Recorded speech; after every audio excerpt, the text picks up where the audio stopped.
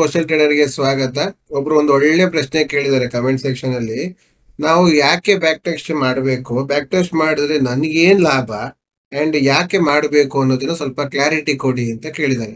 ಒಂದು ಒಳ್ಳೆ ಕ್ವಶನ್ ಅಂತ ಅನ್ಕೊಂಡು ಅದನ್ನ ಪಿಕ್ ಮಾಡಿದೀನಿ. ಯಾಕೆಂದ್ರೆ ಬ್ಯಾಕ್ ಟೆಸ್ಟ್ ಮಾಡೋದ್ರಿಂದ ಏನ್ ಲಾಭ ಅಂತ ತಿಳ್ಕೊಂಡ್ರೆ ನಾವು ಎಲ್ಲರೂ ಬ್ಯಾಕ್ ಟೆಸ್ಟ್ ಮಾಡ್ತೀವಿ, ಇಲ್ದಿರೆ ಮಾಡಕ್ ಹೋಗಲ್ಲ. ಕರೆಕ್ಟ್ ಅಲ್ವಾ? ಸೊ ಅದಕ್ಕೋಸ್ಕರ ಈಗ ಬ್ಯಾಕ್ ಟೆಸ್ಟ್ ಯಾಕೆ ಮಾಡಬೇಕು ಅನ್ನೋದನ್ನ ನಾವ್ ಇಲ್ಲಿ ತಿಳ್ಕೊಳ್ಳೋಣ. ಓಕೆನಾ? ಇಲ್ಲಿ ಏನಂದ್ರೆ ನೋಡಿ, ಫಾರ್ ಎಕ್ಸಾಂಪಲ್ ಯಾವ್ದೋ ಒಂದು ಸ್ಟ್ರಾಟಜಿ ಆಗಿರ್ಬೋದು, ಅಥವಾ ನೀವು ಯಾವ್ದೋ ಒಂದು ಇನ್ಸ್ಟಿಟ್ಯೂಟ್ ಅಲ್ಲಿ ಹೋಗಿ ಕಲ್ತ್ಕೊಂಡ್ ಬಂದಿರ್ಬೋದು. ಸರಿಯಾ? ಕಲ್ತ್ಕೊಂಡ್ ಬಂದ ಮೇಲಿಂದ ಏಕ್ದಮ್ ನೀವು ಬಂದು ಸೀದಾ ಸೀದಾ ಟ್ರೇಡ್ ಮಾಡಕ್ ಆಗಲ್ಲ. ಸೀದಾ ಸೀದಾ ಟ್ರೇಡ್ ಮಾಡಕ್ ಹೋದಾಗ ಅಲ್ಲಿದ್ದು ಬಿಹೇವಿಯರ್ಗೆ ನಿಮ್ಗೆ ಏನ್ ಮಾಡ್ಬೇಕು ಅನ್ನೋದನ್ನ ಕಾನ್ಫಿಡೆಂಟ್ ಬಿಲ್ಡ್ ಮಾಡಲ್ಲ.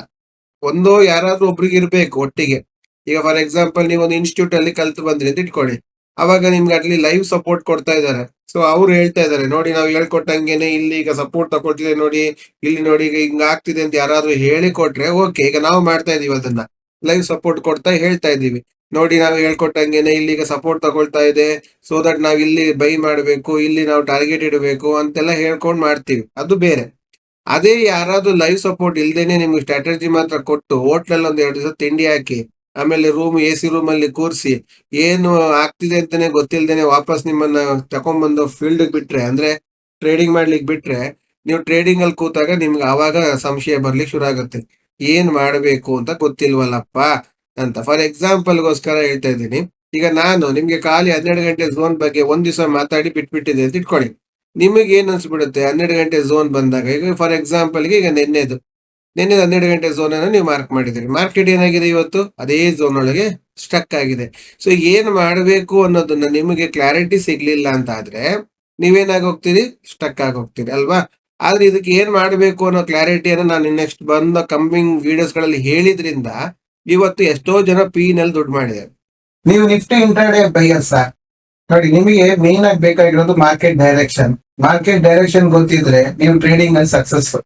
ಸೊ ನಿಮಗೆ ಮಾರ್ಕೆಟ್ ಡೈರೆಕ್ಷನ್ ತಿಳಿಸಿಕೊಡುವಂತ ಈಸಿ ಸ್ಟ್ರಾಟಜಿ ಇದರಲ್ಲಿದೆ. ಮತ್ತೆ ನೀವು ಬೈಯಿಂಗ್ ಅನ್ನ ಲೋ ಅಲ್ಲಿ ಮಾಡ್ತೀರಿ, ಸೆಲ್ ಅನ್ನ ಹೈ ಅಲ್ಲಿ ಮಾಡ್ತೀರಿ.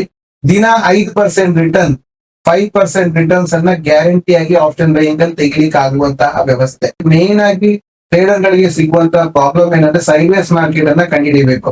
ಆ ಸೈಡ್ ವೇಸ್ ಮಾರ್ಕೆಟ್ ಅನ್ನ ಐಡೆಂಟಿಫೈ ಮಾಡುವ ಈಸಿ ಟೆಕ್ನಿಕ್ ಇದರಲ್ಲಿ ನಾವು ಹಾಕಿದೀವಿ. ಅಂಡ್ ಓವರ್ ಟ್ರೇಡಿಂಗ್ ಅಂತೂ ನೀವು ನಿಲ್ಸಿದ್ರು ಮಾಡಕ್ ಆಗಲ್ಲ, ಯಾಕೆಂದ್ರೆ ನಿಮ್ಗೆ ಎಂಟ್ರಿ ಪಾಯಿಂಟ್ಸ್ ಗಳು ತುಂಬಾ ಲಿಮಿಟೆಡ್ ಇರುತ್ತೆ, ಓವರ್ ಟ್ರೇಡಿಂಗ್ ಬರಲ್ಲ. ಸೊ ಇಂತ ಒಂದು ಅದ್ಭುತವಾದ ಒಂದು ಬ್ಲೆಂಡಿಂಗ್ ಅನ್ನ ನಾವು ಈ ಒಂದು ಕೋರ್ಸ್ ಅಲ್ಲಿ ಆಡ್ ಮಾಡಿದೀವಿ. ಸೊ ಮಿಸ್ ಮಾಡಬೇಡಿ, ಇದನ್ನ ತಗೊಳ್ಳಿ, ಕಲೀರಿ, ಕಲ್ತು ಟ್ರೇಡಿಂಗ್ ಮಾಡಿ ಪ್ರಾಫಿಟಬಲ್ ಆಗಿ. ಯಾಕೆ ನಲ್ಲಿ ದುಡ್ಡು ಮಾಡಿದ್ದಾರೆ ಅನ್ನೋದನ್ನ ವಿಡಿಯೋ ನೋಡಿದಾಗ ಗೊತ್ತಾಗುತ್ತೆ ನಿಮ್ಗೆ. ಸೊ ಇದು ಕ್ಲಾರಿಟಿ ಕೊಡುತ್ತೆ ಏನ್ ಮಾಡಬೇಕು, ಹೇಗ್ ಮಾಡ್ಬೇಕು ಅಂತ. ಅದಕ್ಕೇನೆ ಈಗ ನಿಮ್ಗೆ ಏನ್ ಮಾಡ್ತೀನಿ, ನಾನು ಅದರಲ್ಲೂ ಹೇಳಿದೀನಿ ಏನು, ಬ್ಯಾಕ್ ಟೆಸ್ಟ್ ಮಾಡಿ ಅಂತ. ಸೊ ಈಗ ಫಾರ್ ಎಕ್ಸಾಂಪಲ್ ಯಾವುದೋ ಒಂದು ದಿನಗಳ ಹುಡ್ಕೊಂಡು ಹೋಗ್ತೀನಿ, ಓಕೆನಾ? ಯಾವುದೋ ಒಂದು ಡೇ ಅನ್ನ ಹುಡ್ಕೊಂಡು ಹೋಗ್ತೀನಿ. ಸೊ ಏನಾಗಿದೆ ಇಲ್ಲಿ ಅಂತೇಳಿ ನಿಮಗ್ ಗೊತ್ತಾಗಲ್ಲ.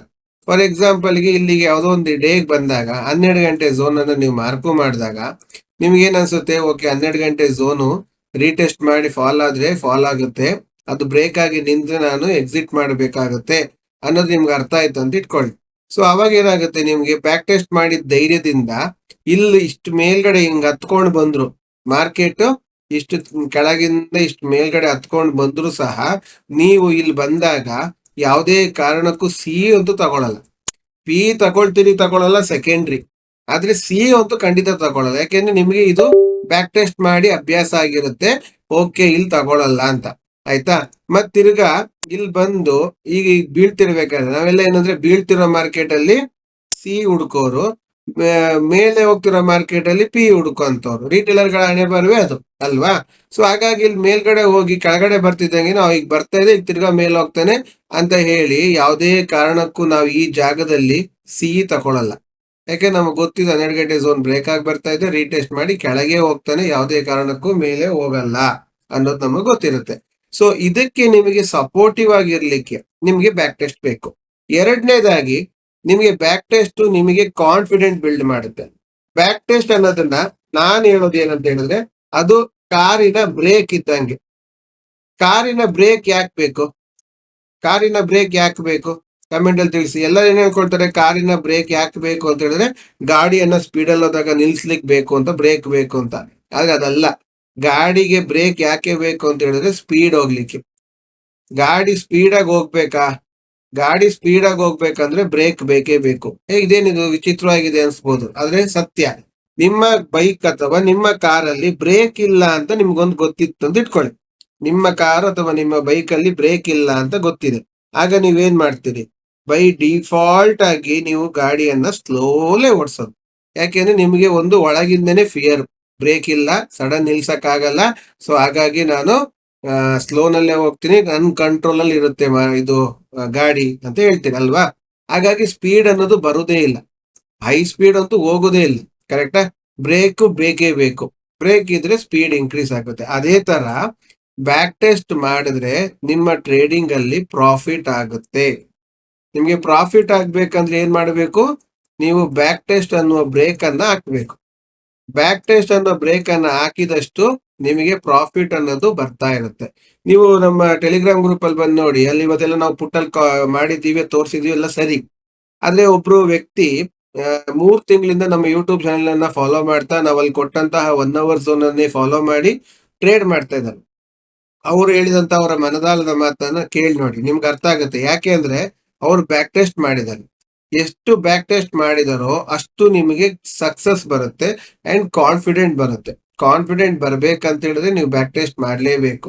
ಇಲ್ದಿದ್ರೆ ಏನಾಗೋಗುತ್ತೆ ಅಂದ್ರೆ ನಿಮ್ಗೆ ಈಗ ಮಾರ್ಕೆಟ್ ಬರ್ತಿದ್ದಂಗೆನೆ ಸಡನ್ ಆಗಿ ಈಗ ಬೆಳಿಗ್ಗೆ ಬಂದ್ರಿ, ಮಾರ್ಕೆಟ್ ಈ ರೀತಿ ಫಾಲ್ ಆಯ್ತು. ನಾನು ಈ ದಿವಸ ಯಾಕೆ ತಗೊಂಡಿದ್ದೆ ಅಂದ್ರೆ ಅವತ್ತು ನಿಮ್ಮ ಒಟ್ಟಿಗೆ ಲೈವ್ ಅಲ್ಲಿ ಇದ್ದೆ, ಅದಕ್ಕೋಸ್ಕರ ತಗೊಂಡಿದ್ದೀನಿ. ಆ ವಿಡಿಯೋ ನೀವು ಅಲ್ಲಿ ನೋಡ್ಬೋದು. ಮಾರ್ಕೆಟ್ ಫಾರ್ಮ್ ಆಗೋ ಮುಂಚೆನೆ ನಾವ್ ಇಲ್ಲಿ ಬಂದಾಗ PE ತಗೊಳ್ಳೋದು ಅಂತ ಅಲ್ಲಿ ಹೇಳಿದ್ದೆ.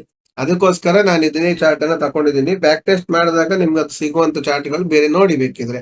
ಇಲ್ಲಿ ಬಂದಾಗ ನಮ್ಗೆ ಬ್ಯಾಕ್ ಟೆಸ್ಟ್ ಮಾಡಿ ಕಾನ್ಫಿಡೆಂಟ್ ಬಿಲ್ಡ್ ಆಗಿರೋದ್ರಿಂದ ನಾವು ಇಲ್ಲಿ ಪುಟ್ಟೇ ತಗೊಳ್ಳೋದು. ಹಾಗಾಗಿ ನಮ್ಗೆ ಪುಟ್ಟಲ್ಲಿ ಒಳ್ಳೆ ಇನ್ಕಮ್ ಆಯ್ತು. ಸರಿಯಾ?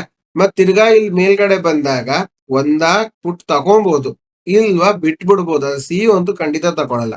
ಕ್ಲೋಸ್ ಕೊಡೋವರೆಗೂ ಸಿಹಿ ತಗೊಳಲ್ಲ ಅಲ್ವಾ.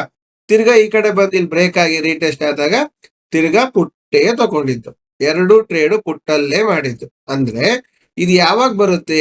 ನೀವು ಬ್ಯಾಕ್ ಟೆಸ್ಟ್ ಮಾಡಿದ್ರೆ ಗೊತ್ತಾಗುತ್ತೆ, ಇಲ್ದಿದ್ರೆ ಗೊತ್ತಾಗಲ್ಲ. ನಿಮ್ಗೆ ಏನಾಗೋಗುತ್ತೆ? ಬರೀ ಡೌಟೇ ಇರುತ್ತೆ. ಜೀವನದಲ್ಲಿ ಡೌಟ್ ಇದ್ದಂಗೆನೆ ಟ್ರೇಡಿಂಗ್ ಅಲ್ಲೂ ಡೌಟೇ. ಏನ್ ಮಾಡ್ಬೇಕು, ಯಾವ್ದನ್ ಮಾಡ್ಬೇಕು, ಹೇಗ್ ಮಾಡ್ಬೇಕು, 5 ನಿಮಿಷ ಹಾಕೊಂಡ್ ಮಾಡ್ಬೇಕು, 15 ನಿಮಿಷ ಹಾಕೊಂಡ್ ಮಾಡ್ಬೇಕಾ? ಈಗ ನಾವ್ ಹೇಳ್ತೀವಿ 15 ನಿಮಿಷ ಹಾಕಿ ಮಾಡಿ ಅಂತ, ಆದ್ರೆ 5 ನಿಮಿಷ ಯಾಕೆ ಹಾಕ್ಬಾರ್ದು?